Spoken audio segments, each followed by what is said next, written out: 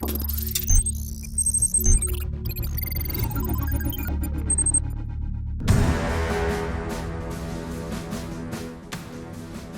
French are famous for their cheeses, wines, and the lovely hospitality. And they make decent cars too. One of the newest companies to enter the Indian automotive market was Citroen. As French a company as it can get. And the first model from Citroen to arrive in India was the C5 Aircross. In his review, Siddharth established the fact that the C5 Aircross was perhaps the perfect vehicle for Citroen to enter the Indian market. Billed as comfort class, the key messaging from the company was that the SUV, the crossover, focuses on the comfort of the occupants. But is that all there is to it? Or does the Citroen C5 Aircross have the goods to take on its rivals, the Jeep Compass and the Hyundai Tucson? Well, that's exactly what we are about to find out. Finally, the Citroen C5 Aircross, the Jeep Compass and the Hyundai Tucson in the same frame. And the first thing that comes to my mind is that the C5 Aircross is the most handsome looking car there. The Compass takes the second spot, while the Hyundai takes the third step of the podium. Yes, design is subjective and you may have a completely different ranking in your mind, but allow me to explain. The design of the C5 Aircross has a typical European flavor, bold face, futuristic appeal, and it doesn't stray away from the traditional design lines. The overall appeal is very elegant, as one wouldn't expect from a crossover. The Jeep Compass has the most SUV-like stance. When it came out in 2017, it had us awed. On the facelifted model, the 7-slat grille still looks really butch, has that muscular appeal, and adds a sense of purpose as well. The Tucson again is more crossover-like than an SUV. Thanks to the updates it got last year, the cascading grille up front serves up that typical Korean fare with sharp angular elements. The overall design is really nice, don't get us wrong, but the look is very generic, and that's because we are getting used to seeing many Hyundai SUVs have that crossover design over the years.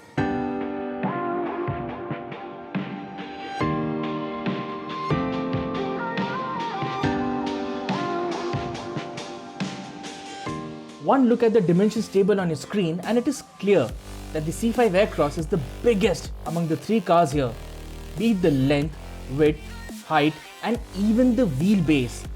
Naturally, that does translate into better space inside the cabin. In fact, the C5 Aircross has the biggest boot among the three cars on test here, and that too by a significant margin. The seats of the C5 Aircross feel very well bolstered, and the cabin itself is quite airy and spacious. Like we told you, it is the biggest in all dimensions amongst the three cars here. And as far as the seats are concerned, Citroen says that the focus has been on cushioning and comfort.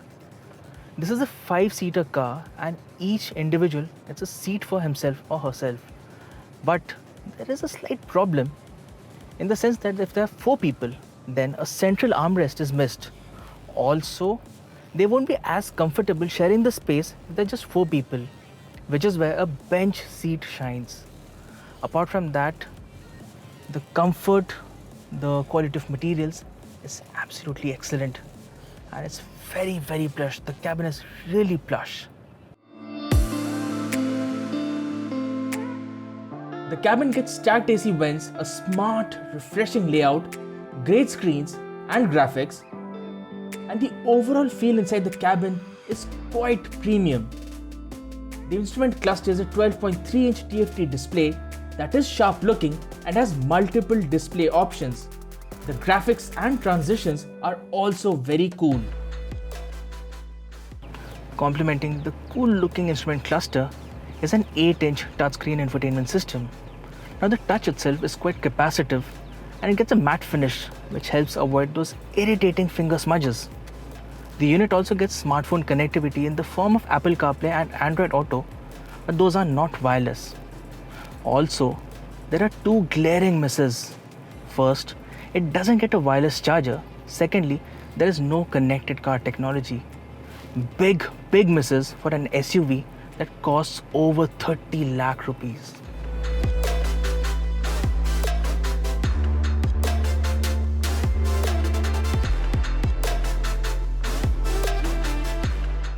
The cabin of the Compass was revamped extensively on the facelifted model. It now gets an all-black interior which looks sporty. The cabin design is contemporary and everything inside is new except the seats. Soft touch material along with new knobs and buttons for in-car controls give you that likable premium feel. There's the 3-spoke multifunction steering wheel, a 10.2-inch fully digital instrument cluster, and remote proximity keyless entry along with a new 10.1-inch touchscreen with FCA's Uconnect 5 technology offering Apple CarPlay and Android Auto compatibility. Few other features on the Jeep Compass include ventilated seats, heated and cooled, a wireless charger and tire pressure monitoring system. Needless to say, the Jeep Compass has the C5 Aircross beat in terms of features.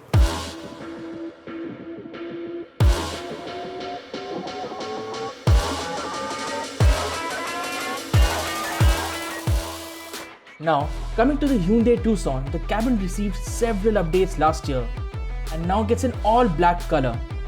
It also sports the same 8-inch infotainment system that supports Apple CarPlay, Android Auto and navigation as is on the other Hyundai cars. The new Tucson facelift is a connected car as well, thanks to the addition of the new BLUELINK technology. The list of features is adequate enough. The cabin of the Tucson is functional but does not stand out against the other two SUVs. In terms of comfort, the Tucson has the Compass beat, offering better space for passengers, especially at the rear.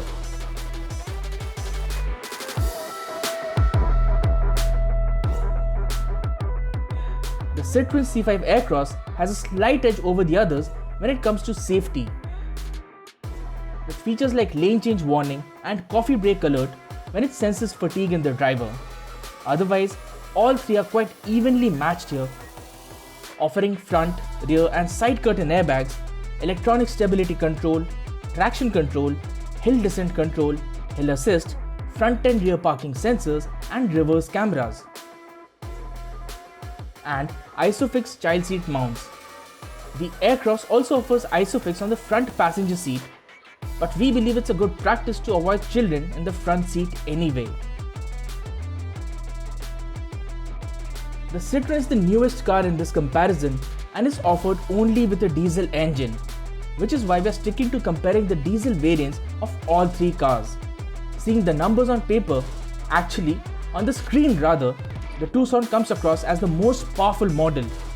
Both the Tucson and the Aircross get an 8-speed automatic gearbox, which are torque converter units. The Compass gets a 9-speed automatic and a 6-speed manual as well.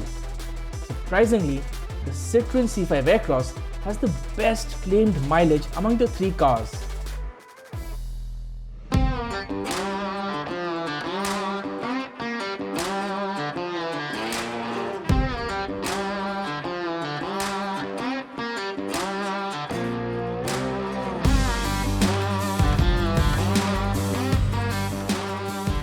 Driving the C5 Aircross almost feels as if you're gliding along on the road. The ride quality, I dare say, is perhaps the best in this segment.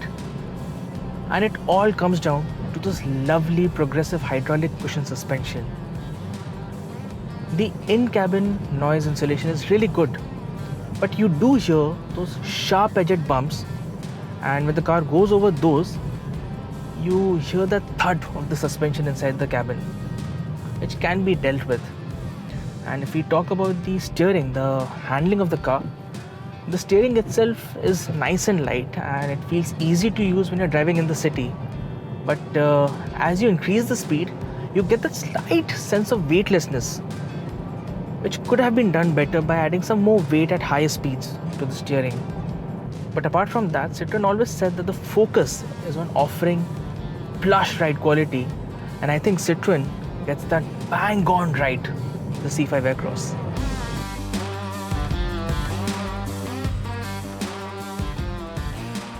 Plush suspension means that there is pronounced body roll, but its large footprint means that the car doesn't go out of shape. The diesel engine on the C5 Aircross has a strong, consistent power delivery which is very linear. It is best enjoyed when driven in calm, relaxed manner. The 8-speed torque converter gearbox is a decent unit which holds on to the gears while accelerating, helping you to stay in the power band for as long as possible. The car gets two modes, Eco and Sport. Choosing the Sport mode does not make for a tremendous change in the dynamics of the car. The brakes offer good feel and have a potent bite too. The Aircross also gets traction modes which are Snow, Sand, Standard and All-Terrain. Point to be noted here is that the Citroen is a two-wheel drive model with just the front wheels driven, while the Compass gets a four-wheel drive as an option and the Tucson gets all-wheel drive on the top trim.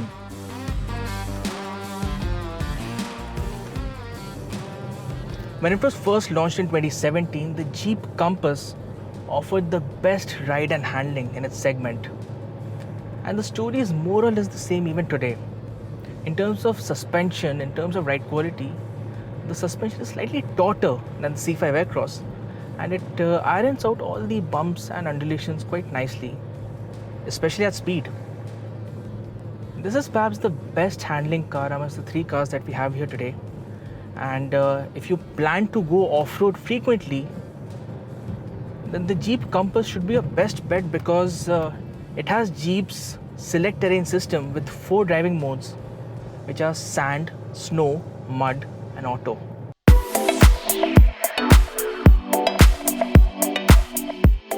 The 2-liter diesel engine offers a lot of pulling power and builds up speed quickly if you want it to. The 9-speed automatic gearbox is a little lazy though. The response is not as urgent as you would have liked, but is smooth nonetheless. It offers the best driving experience in the trifecta of the cars that we have here. The brakes need a bit of working though, especially when you wish to shed speed quickly.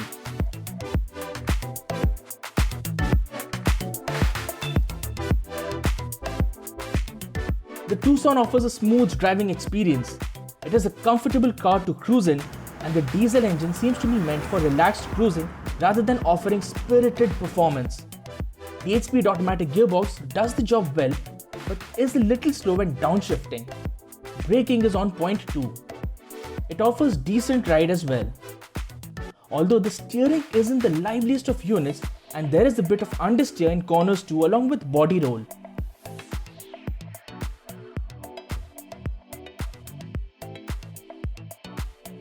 Do note that we are comparing the prices of the diesel variants of all three SUVs. The Jeep Compass has the most affordable starting point at 18,89,000 rupees, with the top spec model being priced at 28,49,000 rupees, with close to 8 variants on offer. Hyundai offers just 3 variants of the Tucson diesel, with prices starting at 24,74,000 rupees and going up to 27,47,000 rupees. The Citroen C5 Aircross is offered in just 2 trims, Feel and Shine, which are priced from 30,30,000 rupees to 32,30,000 rupees, making it the most expensive model here and by a significant margin. With the C5 Aircross, Citroen's aim is to establish a positive brand image for itself rather than chasing numbers. It is put together very well and definitely offers that premium feel customers will be looking for in this segment. In typical Jeep fashion, the Compass feels robust, solidly built and offers excellent performance. The Tucson too gets a bunch of features and has decent performance, but it doesn't feel as desirable as the other 2 cars. The Citroen C5 Aircross offers the best in-cabin experience. The Jeep Compass should be your pick if what you're looking for is driving pleasure and off-road credentials. The Hyundai Tucson is a jack of all trades. It's like comfort food made at home. That makes the C5 Aircross a fine dining experience, a gourmet affair. Expensive but worth it. The Jeep Compass is like a favorite dish at your favorite restaurant. You can never go wrong with it. If I have to take one of these cars back home, I think I'm going to go with the Jeep Compass. Can I have the keys, please? Alright, but let me tell you this, you won't go wrong with the other two either.